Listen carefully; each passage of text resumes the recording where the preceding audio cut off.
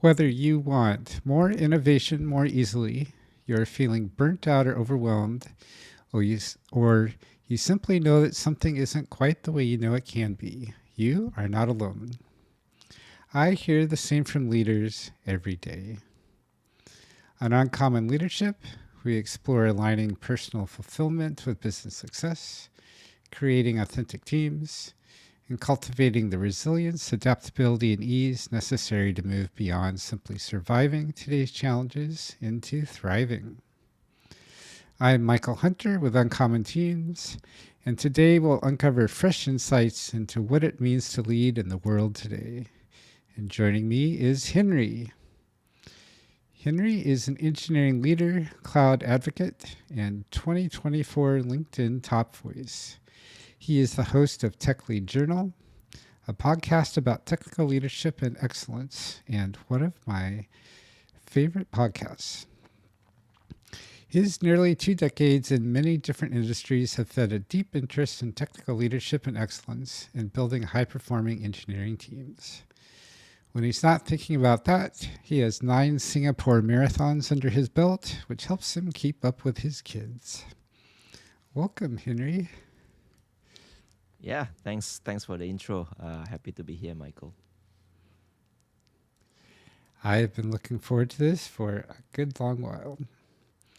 When did you first recognize that integrating your whole self, bringing that into everything that you do, might be a valuable approach?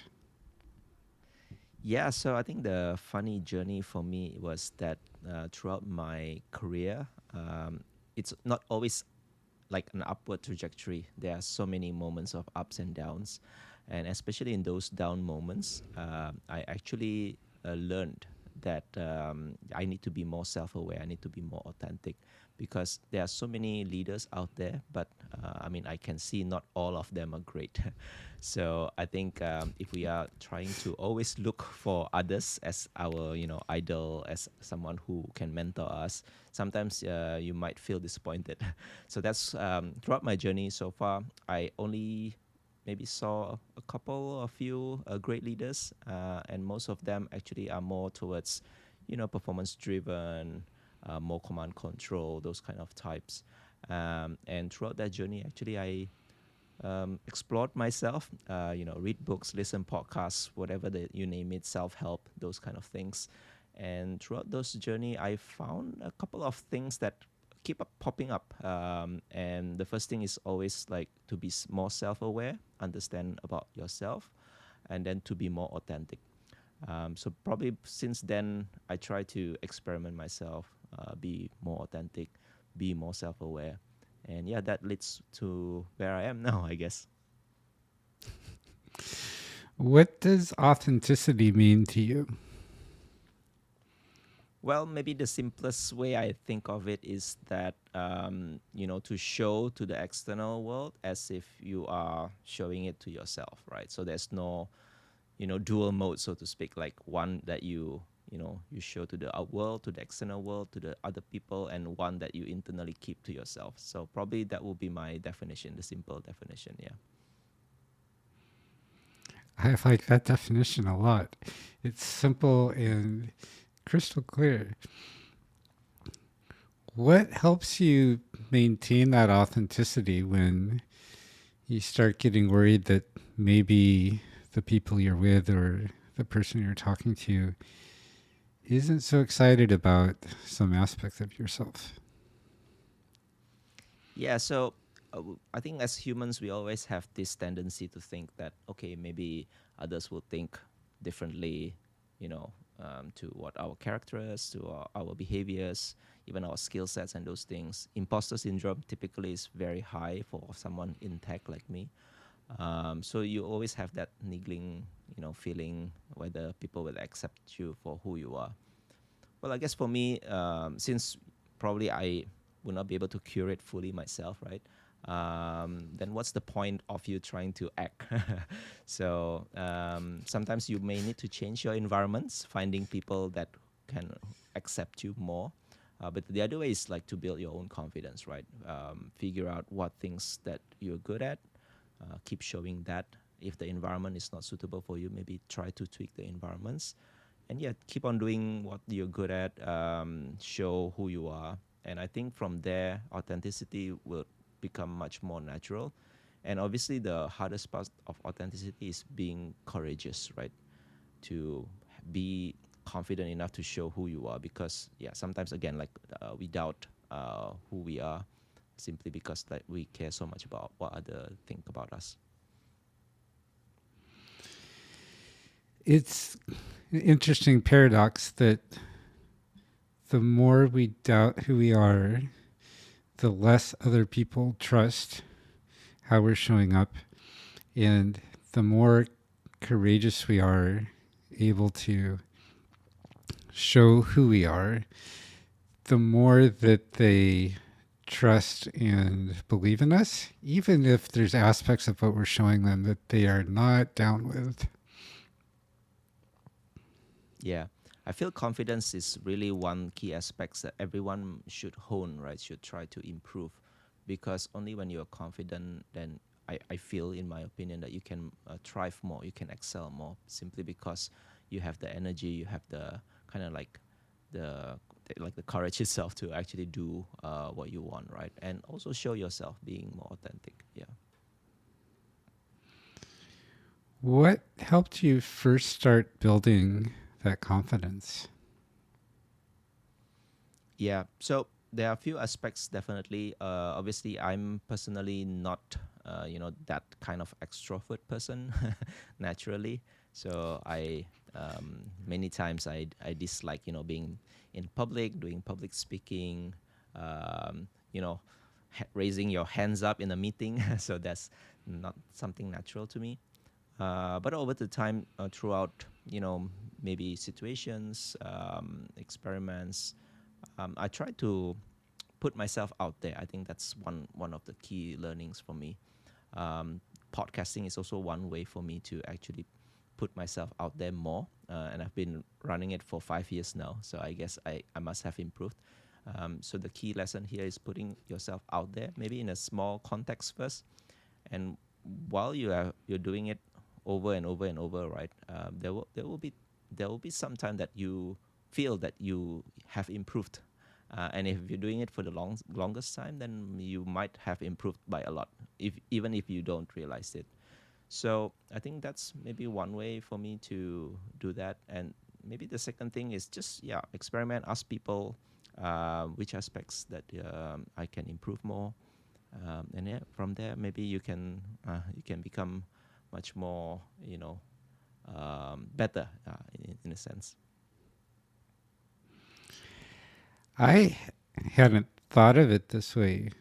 When you mentioned podcasting was helping you build your confidence, it occurs to me that podcasting is a great way to start building confidence because it lets us get in front of the camera, start talking about whatever it is on our mind, and no one's probably going to hear us because when a podcast starts, maybe our mom or our dad or partner or best friend is going to listen and not many other people. So we can get started and not worry about all the things that are going wrong and that aren't going the way that we want them to, and everything else that tells us that we're a horrible person and don't know what we're doing. And then, as you say, the more we do it, the better we get. And somewhere along the way, we strike a chord with our tribe and we start getting listeners, and more people show up. Yeah, maybe I And can it, share one key learning for me doing podcasts as well, right? Obviously, in the very beginning, you feel very nervous, especially if you invite, seemingly, well-known guests, more popular guests, someone who you admire, right? So obviously that that kind of fear takes place. But after doing it for quite some time, I realized that many of these people, also the one that you think are kind of like a god, in so to speak, right? They are just also normal human being. They have their own, good skills and also not so great skills, right? So including speaking itself, in a camera, doing the recording. sometimes you can feel that you are better than them in this podcasting, especially if you have done it for a while. I think that also teaches me that yeah, maybe everyone has their own skills, right? So just be confident if you're good at it. And the other thing is like even if you are really not as good as them in terms of public speaking, they will still accept you for who you are. And there are so many kind people in the world. So no matter how how good or how bad you are, people will still accept it. And I think still many people are kind enough to accept who you are. I agree. I find this to be absolutely true. That regardless of what disparity there is, or you feel there is, even if it's not there between your skills and their skills, whichever way you think the disparity goes, most people are super happy to have a conversation. And especially if it's one like you and I are having, or it's just two people having a good time talking with each other and exploring something of mutual interest, then most people are going to be down with that. It's a really great way to become comfortable with reaching out to people, having uh, this specter of having to maintain a conversation with someone you've never met, or maybe you had a brief conversation beforehand for Mm. like a while in a recording that other people might actually watch. Funny enough, the when you mention about reaching out to people, right? Um, you will think at this point in time it's easy to reach out to people. No, that's not true. And if you can imagine, in the very beginning, it's even harder, right? Because I mean, no other people know who you are, right? Especially if you invite someone who is far away. So I learned this as well throughout my journey that you need to practice getting rejected, and a lot of it. Coming back to the point of building confidence, right? One of the key things why we are not confident is because we fear being rejected. And I saw one of these great TED Talk before. I don't know whether you have seen it. His name is something like Jiang, and he practiced himself being rejected 100 days in a row or something like that. And he kind of like shared what are some outrageous thing that he did that people would surely reject. But I think throughout that experience, he found that some people would still try to accommodate. And the more you do it, the more you feel, you're being rejected, right? The more you feel it's natural, yeah, I will get rejected no matter what. But if I don't ever try, if I don't ever ask, you will never get it, right? So I think getting, practice getting rejected is something also that I feel is very tremendously beneficial for me.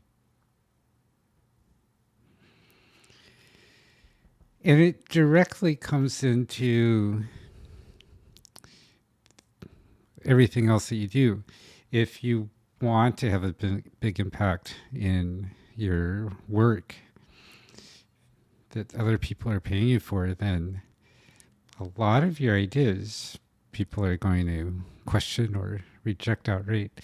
And you're right, the more comfortable we are with rejection in general, then the less scary it is to bring up this big or even a small idea at work of a different way to do things. What helps you have the resilience to keep going in the face of all those rejections for your podcast and in all the other ways that you've been experimenting?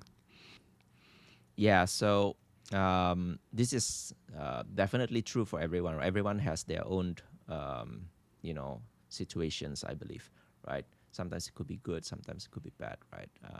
I think building resilience is very important for everyone. First, of course, it comes back to confidence again, right? Because when you are being tested, with some situations that you feel is difficult, you feel it's hard, having the confidence to feel that you can bounce back, you can face through that challenge is something very important. Second thing is, I think, coming back to my point of my learnings, those things, right, becoming more self-aware.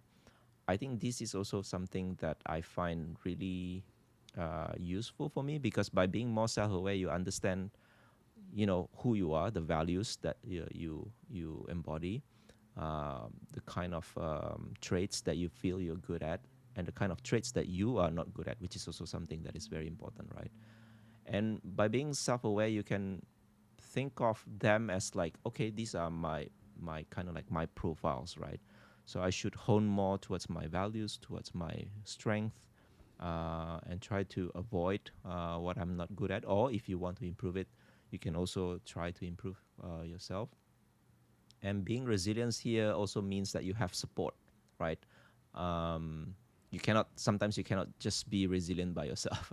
I know some people might be able to do that, but sometimes you need support, either friends, family, or it could be other people, random guests that you meet along the way in a coffee shop or something like that, just having a chat. Resilience can be found anywhere, as long as people help to support us as well. And the last thing for me, I find this is something also very beneficial for me. The moment I saw it, right, I bumped into this thing called stoicism when I did my self learning. One key aspect about stoicism is that you can control what you cannot control, right? And just remembering that there are things that you cannot control, and so that don't focus so much on trying to change it simply because you can't control it, and focus on the things that you can control. So that things. So once I saw it, I could not unsee it. So yeah, just focusing on that, trying to focus yourself on what you can control, I think can build more resilience towards yourself. That is really important. This is one reason I frame everything in terms of experiments, because experiments don't succeed or fail, they just give us data. And that I find can take a lot of the fear away from doing something. If it's not my fault if it doesn't turn out the way that I wanted to, then it's way easier to get started than if I fear that it not going the way I want to is some kind of reflection on me. Yeah, I like your definition For of experiment, right? So it's not, giving you yes or no, right? It simply gives you data, right? So I think I love that definition. Yeah. Thank you. As you were going through and identifying your strengths and your not strengths, what helped you identify what those were and sort of tease apart what they actually were for you versus what other people said they should be or were versus what you wish they were, but they weren't actually? Yeah, this really comes back to you, right? How you do reflections. There are a few exercises that I did many years ago. I think one I remember from Stephen Covey. This might come from his book, I think First Things First or something like that. And he has a bunch of questions, basically understanding um, what values you value the most, what moments that you feel you did so great, what kind of experience that you enjoy doing from childhood. I think that's also one key thing that someone needs to explore further. And the other thing is, I think I did this thing called Strengths Finder. I'm sure you have heard about it before. So one one interesting aspect of Strengths Finder is that maybe from childhood in school, right? Many of us are being taught that we should focus on improving what we are not good at. If you got bad score in math, just keep doing it. Train yourself, be good at math. But I think what Strengths Finder teaches is actually, if you know what you're good at something, you should continue improving that, right? Because imagine what kind of impact if you keep continue doing building your strengths, right? It could be 2x, 10x, whatever that is. Instead of focusing yourself, your effort into those things that you're not good at, which naturally might translate into less result. So I think those two things definitely, again, like coming back to your values, doing some more reflections, your moments in childhood that you enjoy, the experience that you want to have, and also doubling down on your strengths. Yeah, I think that is something that maybe other people can also try. I love strengths finders. And I really love your reminder to go back and reflect on what we enjoyed as a child. So whatever lit us up then probably still lights us up now. And back then, we were way less worried about what other people said we should like, and we just did what we enjoyed.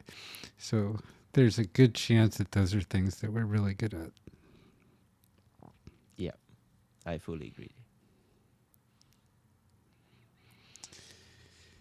So this is all for yourself.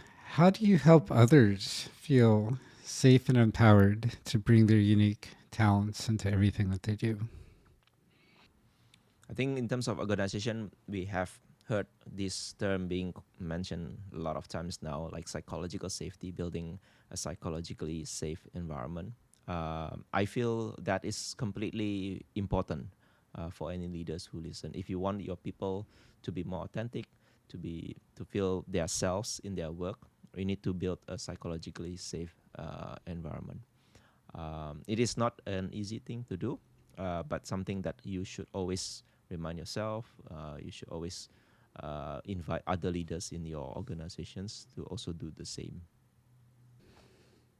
How are you doing that at the company where you are now, where you're head of engineering for lots of other smart people? Yeah.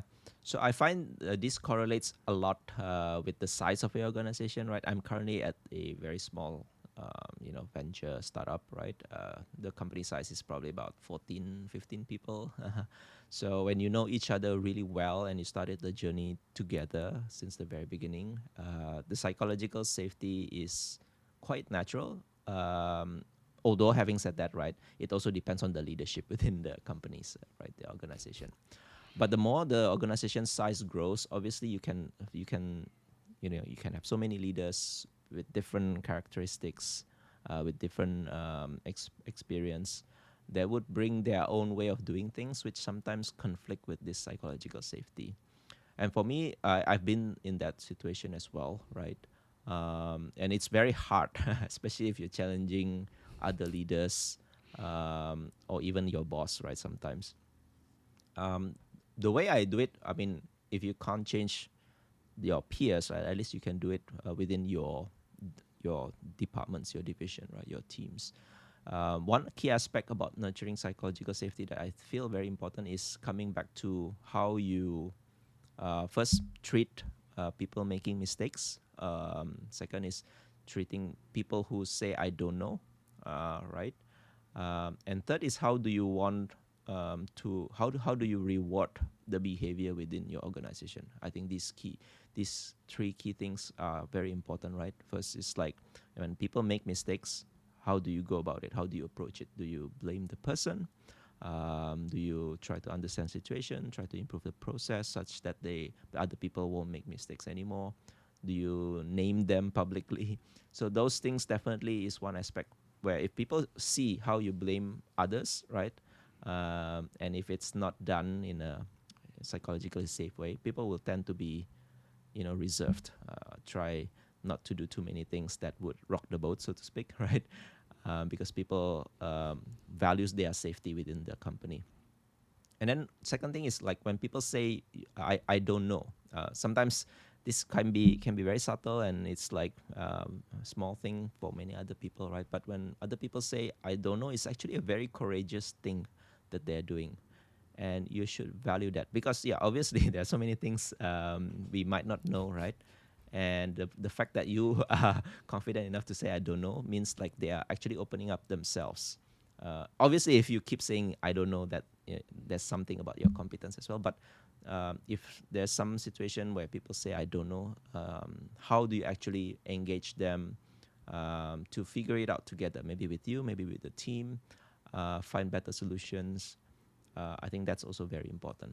And yeah, the last is like how do you want to reward behaviors in your organization? If you promote, for example, competition, right? Competing between each other, that by itself would probably translate to less psychologically safe culture.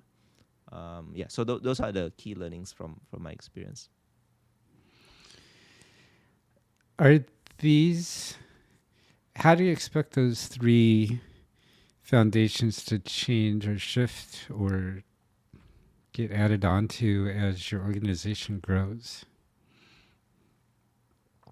It will change by a lot, especially the moments you grow rapidly and you hire a lot of other external people that not necessarily align with that culture. Yeah, you will see these frictions along the way really really fast, especially if you're growing really fast. I've experienced one being in a scale up, and sometimes yeah, you just cannot control how this pans out, right? Because simply in the end, the one who has the power is the one who can determine the culture. I feel this could be the founders, co-founders of the organization, the C executives within the organization, and the way they lead the company shows a lot how they want the culture to be shaped. I mean, we all know every company must have their own values, culture, whatever. They put it in a poster, they keep sending people, but the fact that the behaviors of the leaders actually is the true, how should I say, true signals, what the company value really is. What are you putting in place now and working with the founders to get set so that as you grow, and especially as you hit that scale point, that the culture you have now that you're very intentionally creating will continue to grow and thrive and expand? Yeah. Um, one key aspect that every leader could do, again, this coming back to you being courageous and be more authentic, right? If you feel something is wrong, obviously you have to mention it, right? You have to discuss about it. One challenging thing I feel as a leader is like we always need to bring up difficult conversations, even though you don't like it. You feel there might be tensions. Bringing up difficult conversations and discuss like if there's something not right to you, how can you improve that with others? I think it's always something that like it's not natural for me, again, like coming back to my introvert nature. But the more you can do difficult conversations, I think the more that you can drive change, influence change. And the bigger the size the organization is, I think the harder, obviously, but the more impact that you can bring. Simply because if you can improve the culture, many other people would really benefit from that. This is another thing we can practice in little tiny steps and keep them as experiments so that we don't worry about any of those succeeding or failing. It's what one thing I'm hearing you say is that culture isn't a big thing. It's not a 10-year plan, 5-year plan on how it's going to evolve. That culture is what's the next little step that I'm taking? What's the next tiny action that I'm doing? And evaluating that and continually refining our actions so that we are constantly keeping the culture moving in a direction that we want it to go. Yeah. So I find culture is sometimes can be abstract, right? But the way I see it is like, like within the family, we also have a culture, right? So like you can say what you want, but the children will see what you do, right? So if let's say, hey, my child, yeah, you have to go and study, but if you yourself never see, they never see you reading books or studying yourself, how can you embody that culture, right? So that's one way, right? Lead by example, show, talk the walk the talk, right? I think that's very important. And the second thing is like, I think I've been in I've been in Google, right, where they have this thing called googliness as their culture. And if you can yourself immerse in that culture such that if people interact with each other and they point out about being googliness, it's like the values is always in the back of your mind. I think that's one signal, true signal, that actually you have kind of like really embody a strong culture, such that everyone knows about it, put it in the back of your mind. Because honestly, in some other companies, right, even though they have their cultures, we don't remember it. We don't feel that we see it through within the organization. So yeah, I think it's that fact that I think people can reflect whether you have a good culture or not. Those companies where the culture is embodied versus the companies where it is declared with posters on the wall and annual training showing that you can spit out what the 18 values are and 6 core tenets and all the rest. There's such a difference in this, everything about the company, how successful it is in every way, financial, of course, and also retention, ease of hiring, because everyone wants to work there. Referrals come in for employees and for customers because everyone loves the way that you work. For you, what is the business value of creating these cultures? Mm. I think that's a very hard question to answer. First of all, I think it's very hard to quantify that, but you will feel the difference when you are in it or when you are not in it. I think that's how at least that's how I experienced throughout my career. Right, the business value is immense, right? Although it's not easily quantifiable. When you have these kind of cultures, right? People will want to thrive. People want to show themselves. People want to progress. People would align with your values and deliver their best. Simply again, because if we maybe refer to like the Maslow's hierarchy, right? The first thing is people need to feel safe in an organization. If they never feel safe, maybe because I don't know, for from the management, command and control, blameful kind of situations, people will prioritize their safety. But once you have that kind of like safety, psychological safe, right, and you support people in whatever they do, naturally people will want to thrive because we all go to work. I'm sure every one of us, at least most of us, want to thrive in what we are doing because our career is such an important part of our life. And by not thriving and spending your career, I think it's a completely kind of like waste of time. So people naturally want to thrive. They want to achieve, common goals. So when you have that kind of culture, I believe the business value is very tremendous because, yeah, imagine if once people start aligning, to the goals, bringing themselves up, right, showing their skills and collaborating with others. I think that's also one key aspect, right? If you collaborate more, I think the impact will be tremendous. Yeah. When you're talking with the other heads of department and the founders, the other leaders in your company about which part of culture to invest in or making trade-offs between investing in this part of culture versus that part of engineering versus that marketing campaign, how do you weigh all those different aspects and decide how much to invest where this time? Hmm.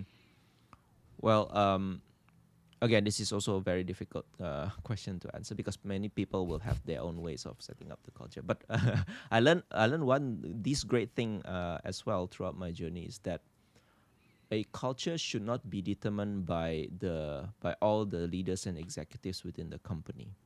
A culture should be driven by the founders of the company, right?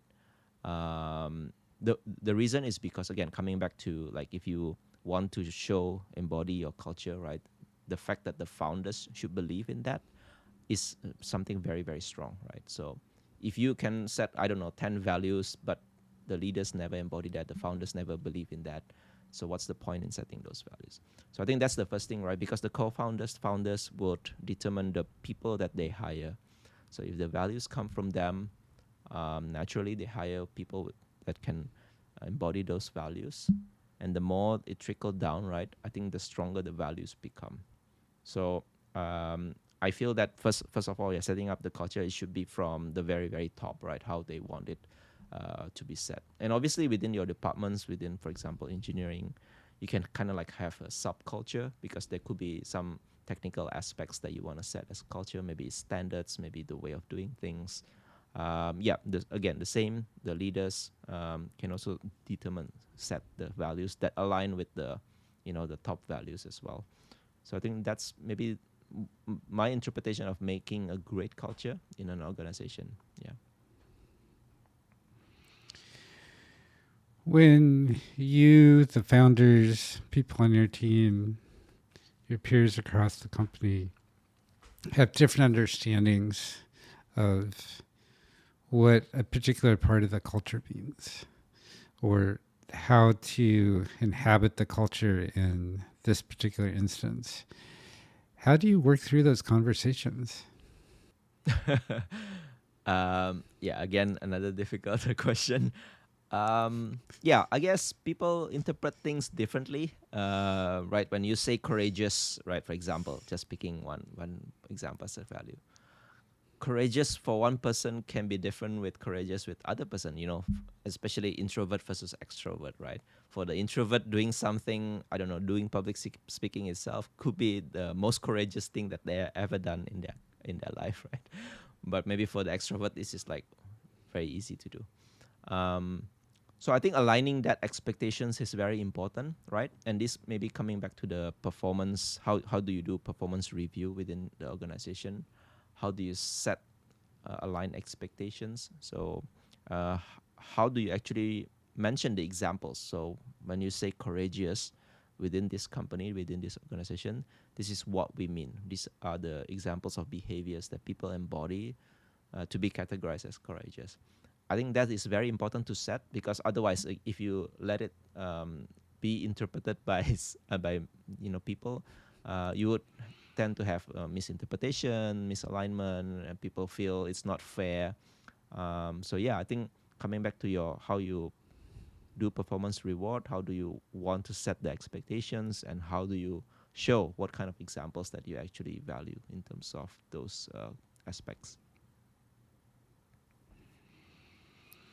The more we model what we believe values are, the culture is, the more we help other people understand. And the more we can identify those disparities between your understanding and my understanding, and then have conversations about that so that we can come to a common ground across that. Yeah. This all seems like a whole lot of work, and we must have to do all of this every time we hire someone new or someone leaves, because that's going to affect how the culture is, and how everyone shows up with each other.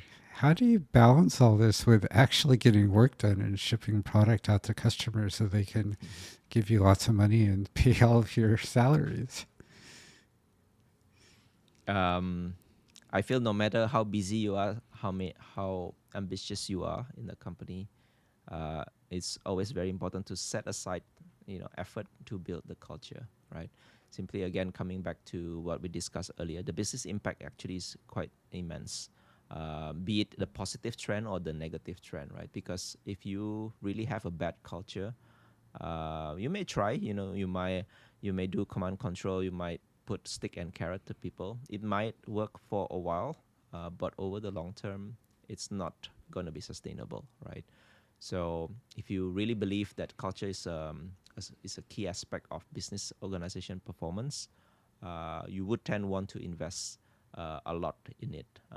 It doesn't have to be 100% all the time, obviously, but putting aside some effort, how you want to build your culture, I think it has to be done by leaders, right? You cannot just focus on the goals, the deliverables, and all that.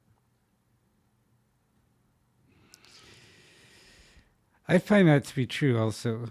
That if there's one thing you're going to focus on culture, because everything else falls out of that. How do you help people find their way through all the change, uncertainty, and overwhelm that seems to be filling life up these days? Yeah, I think it's very hard these days, right? You know, first, I mean, a few years ago we had that pandemic, so it was a very challenging time for many of us, I'm sure. Now we have the maybe more political, economical situations that are not certain. Some layoffs happening. AI is the also the crazy thing that is happening within tech. People fear about their jobs and all that. So I think it's first is to acknowledge that all these things are happening, and all these things are something that we have to go through. Is one of the most important aspect for me, right? Be present, acknowledge that this is the situation, right?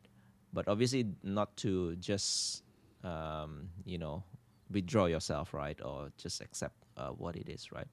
I think one important aspect, especially if this is happening within your organization, is you can maybe open up a channel with your leaders or with your peers to just have a conversation about it, right?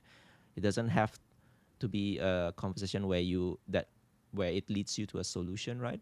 But at least just having people, expressing their fear, maybe their uncertainties with each other, discussing how they approach it within themselves.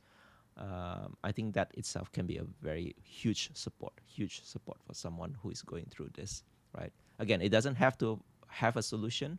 Just by expressing it with others, I think it's something that is quite important, because sometimes I feel when we are in this situation and we keep it to ourselves and we try ourselves to go through it alone, that's where it gets more difficult, right?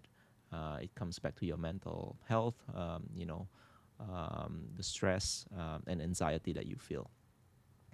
And I think um, one aspect, again, like coming back to awareness, right? So and the stoicism thing that I mentioned earlier, right? So if you're self-aware of who you are, what you're good at, what you can control and cannot control, right? And focusing on this actually helps you to navigate the situations better, right? Simply, you build your hope. so one aspect that we always hate in these kind of situations is we feel the future is gloom. All right, there's no hope. And building that kind of hope, I think, is very important for everyone, right? So what you are working towards to, and no matter what, how difficult the situation is, I'm sure there must be a path for you to at least make a small step, right? And that's why having support with others, talking with others, is something that is very important, I feel. Yeah, those things probably are some of my tips how to go through these difficult situations. That's a lot of good stuff, Henry. Yeah, I hope it helps other people as well. I really like your tip for just do something. This is something I tell people all the time as well, that if you don't know what to do next, then just do something, because if there's no clear next step, then any step is fine. And in the very worst case, what you're going to learn is you don't recognize that you learned anything after that step. And so you can take another one. And Yeah. this So random so walk yeah. can this Go random ahead. walk can get us everywhere that we need to go. Mhm. Yeah, I want to share with you something that my friend told me. I don't know the original source of this phrase, right? So I mean, it's kind of like a tongue-in-cheek kind of a phrase, right? So he shared a story of some guru or some expert saying this, right? You have a problem, right? Do you have a solution? If you say yes, right, then why worry? Okay. So next is, you have a problem? Yes. Do you have a solution? No. Then why worry? So this is like a tongue-in-cheek way of saying, like, okay, don't worry so much, right? If you have an answer, if you know what you want to do, just do it. If you don't have the answer, if you don't know what to do, again, don't worry and just let it go, right? So I find it this is like a funny way of reminding ourselves. Sometimes we worry too much. So yeah, that sometimes if I go through this struggle, uh, reminding myself of that thing is yeah, it's a funny way of bringing me back up. I like that a lot. For people who are enjoying our conversation, Henry, and would like to connect up with you, what's the best way for them to find you? Yeah, so I think as mentioned, I have a podcast called Tech Lead Journal. It's been around for 5 years. So you can reach out to me on every channel that you can find on LinkedIn, on YouTube, right, Instagram. And you can also reach out to me personally on my personal LinkedIn. So yeah, happy to chat if you have anything to ask. What would you like to leave our audience with today? Well, I think we have talked a lot about leadership, building culture, and all that, right? I just want to share a few key things what I find my leadership journey so far, right? First of all, yes, leadership itself is a journey. Everyone might taste their first leadership differently than others, right? So there's no one true guaranteed path for you to achieve great leadership. We always saw, great leaders. I don't know, like Steve Jobs, Satya Nadella, or whoever you admire, right? We all think they have a certain path towards that great leadership, but it's really not true. Everyone has their own way, and even if you ask them, right, they will feel that there are times that they really don't know what they're doing, right? So it's a journey, definitely. Second thing is you gotta love dealing with people, with the complexity, ambiguity, right? So you need to be able to sometimes read the situations, without people telling you. I think that's a very great skills to have as a good leader. And you just have to love serving other people, right? Wanting them to grow and thrive. I think that must be the first important mission of a leader, right? It's not the goal that you achieve, right? But it's actually to to make other people thrive and achieve the goal together with you. I think that's the best way of doing leadership. And yeah, I think at least for me, in my experience, in my career, I rarely see great leaders. So it's something very rare in the industry. I feel to see great leaders. And it doesn't mean that you have to kind of like um, how should I say, resign yourself, not seeing great leaders. You yourself can step up and be that great leader yourself, right? Comes back again to being courageous, right? Have a courage to lead, embody the kind of values that you want great leaders to have. And yeah, just step up and, feel these kind of like rare spots in the world to be a great leader. And just remind yourself when you are in a leadership position, right? Leadership means to lead means somebody has to follow you, and the best way for other people to follow you is not through punishment, through power hierarchy and all that, but it's their willingness to actually follow you. I think that's the very important thing as a leader. Very much so. And all of us are always leading ourselves. So we want to, if we dream of becoming a great leader, then we can start by becoming a great leader for ourselves. And then other people naturally start following because, as you say, there are not many people who lead themselves very well, let alone anyone else. Fully agree with that. Yeah. Thank you, Henry, for joining us today. No problem. I really enjoyed this. Thanks again for inviting me, Michael. You're welcome. And thank you, audience, for joining us today. Henry and I would love to know, how are you leading yourself today? Thanks, and have a great day.